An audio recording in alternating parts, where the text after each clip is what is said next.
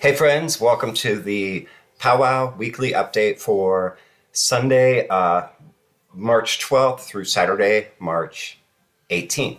We're already moving into the middle of March. I can't believe it. It's just going so fast.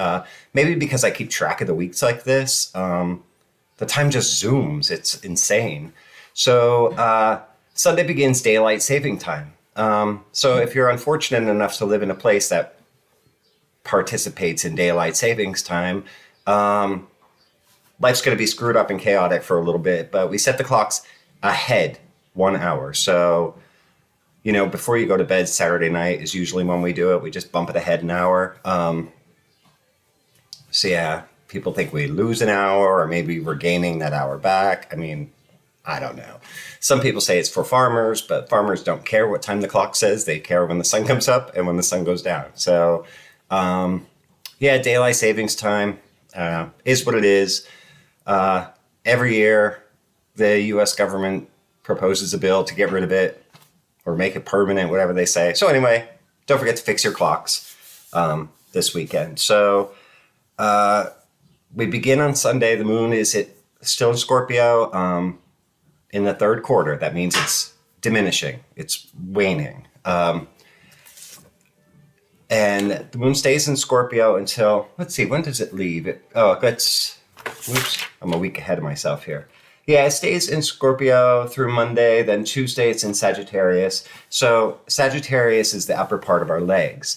And then later in the week it moves into Capricorn, which is our knees, and then Aquarius, which is our shins. So the legs are really highlighted this week. So maybe do some stuff to strengthen your legs a little bit. Just get some more steps in, track those steps. So there you go, just some leg exercises. Take care of your legs, that sort of situation. Weather-wise here in South Central Pennsylvania, it's going to be a pretty mild week. A lot of cloud cover, but the temperatures are going to maintain an average of about 50 degrees. Looks like a chance for rain Sunday into Monday, and then possibly next week on Saturday. Don't forget St. Patrick's Day if you're Irish and you're Catholic, I guess. St. Patrick's Day is Friday, March 17th. I don't know. We grew up with St. Patrick's Day, and it was like, my mother was Catholic, so she always said the leprechaun would come and bring us a cupcake or something like that. But as we got older, that kind of faded.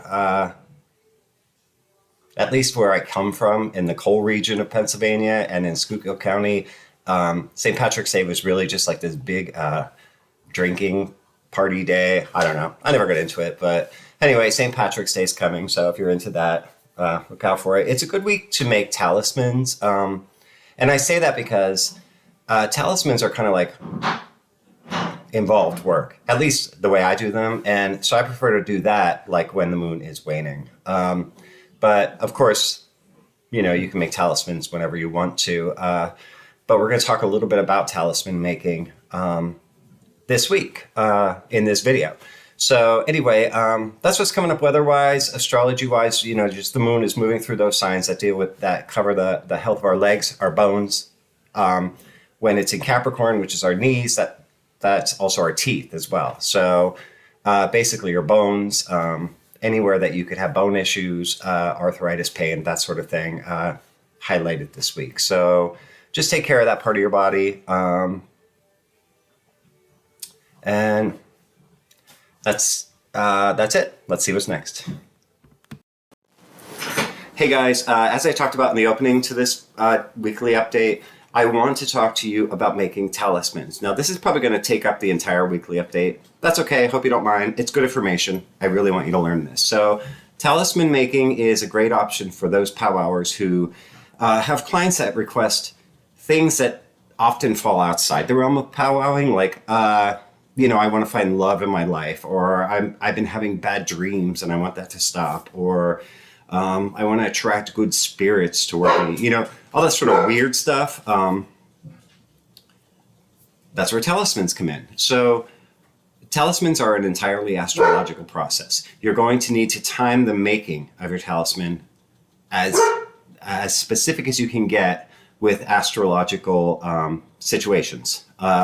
So on my website, I have on pagermanpowwow.com, one of the, click on the menu options. I have a page called calendar, and it tells you what planet rules the day and all the different things you could do on that day. Make talismans for this, that, and the other thing.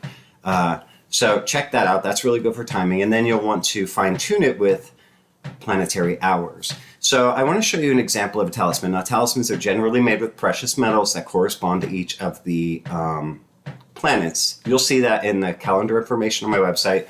But largely we find examples of paper talismans, some in wood, maybe a few on bits of iron and such with throughout Pennsylvania Dutch history. So I'm going to show you, I'm using an example. I made one this morning on paper. Now, it's Friday right now, and Friday is ruled by the planet Venus, and Venus is generally thought to be the planet of things like love and beauty and calming and riches and such things. So I wanted to make a sample talisman to talk with you guys about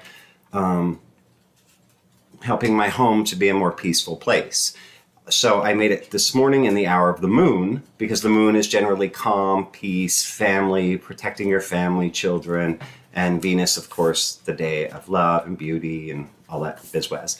So anyway, here's the basic way to make a talisman. You can make it on paper, you can make it on cardboard, you can make it on wood, you can make it on precious metal, whatever you want. The basic format of a talisman is one side, you make your circle, one side is a pentacle, and the other side is the six-pointed star, also known as the Star of David, the Seal of Solomon, whatever you want to call it. So just remember that. One side is a pentacle, the other side is the six-pointed star. That's where we begin. Now, this type of talisman creation is traced back pretty much to like the 1600s. We're also using a form of Hebrew writing called the alphabet of the Magi. Unfortunately, I have no idea how to put a graphic here to show you. So I'll put a link in the description of this video to get to a website that shows you the alphabet of the Magi. So on the, it's really easy. First, you're going to draw your circle with your pentacle. Don't put anything else on it. And then on the back of that, you're going to draw your circle with the six-pointed star. Now, the six-pointed star is where you begin. In the center, all right, is where you're going to draw a visualization, representation. That's the word. Sorry, of what it is you're asking for, what it is you want the talisman to do. So in this case, I drew poorly, I guess, a really rough image of the Holy Spirit because it's a symbol of peace. And the Holy Spirit has kind of like the communion wafer in his mouth. It's that offering of communion and peace. So that's what you do. On the six-pointed star side, in the center, you draw a representation of what the talisman is supposed to do. Okay? So for this example, the Holy Spirit. Then on the back, in the pentacle, you're going to draw the planet that you are working on, the planet that you're primarily invoking into the talisman. So for this, it was the moon. Okay? So what you want is on the six-pointed star. The planet you're invoking is in the pentacle. And now, what you're going to do is on the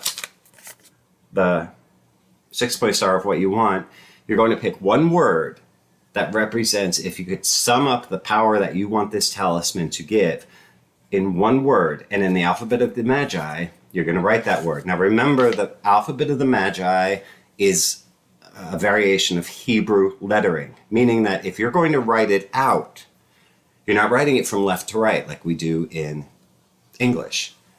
Remember that they write their letters right to left. So your first letter will be here, second here, third here, fourth, whatever. So this, I chose the word peace. And then I had one space left, so I put the three crosses, because that's how we kind of sum up all of our powwow work. So here's the word peace in the alphabet of the Magi. Then on the back, you have to put like around the pentacle using the alphabet of the Magi, appropriate biblical verse or an appropriate psalm that best represents the power that you're invoking through this planet. So here I have, in this sort of Hebrew writing, the alphabet of the Magi, I have Isaiah 41:10. And then I had another space, so I put the 3 crucifixes again. So talisman making does not have to be complex. It's the timing that's important. As soon as that planetary hour gets to where you want it to be, that's when you make your talisman. And you should be done before that planetary hour ends. Like I said, you can draw them on paper. They're a double-sided situation. You can use the appropriate metals, which are on that calendar page on pagermanpowwow.com. But you can engrave them into wood, burn them into wood. You can paint them. So don't limit yourself by your availability or lack thereof of various materials. So that's making talismans, like the really quick version of it. And check down below for the appropriate links that you'll need to expand on that. So let's see what's next. This week, I don't have a home remedy to offer because the video is long enough as it is. But I do want to say that coming up April 8th is the release of the new book, Llewellyn's Complete Book of North American Folk Magic. And I was asked to write the chapter on powwowing for that book. So that's coming up April 8th. You can find that on Amazon.com, Llewellyn's Complete Book of North American Folk Magic. And to kind of celebrate this, I posted a couple of videos on my website, pharmanpowwow.com, in the blog section about the Appalachian granny magic and also the Louisiana Bayou Triator traditions. So what you need to understand about East Coast North American folk magic is that we all kind of have the same sources. Like the Pennsylvania Germans brought the Brocca tradition, Brockerai, which became powwow. And as it traveled south along the Appalachians, it became blended with the culture of the southern Appalachian Mountains and became known as Appalachian folk granny magic, whatever. And as it went further south, even that still, it blended with the Black Southern Baptist and became known as the Triator tradition. So we're all kind of doing the same thing. Check it out, my website, pharmanpowwow.com on the blog page, and also the Llewellyn's Complete Book of North American Folk Magic.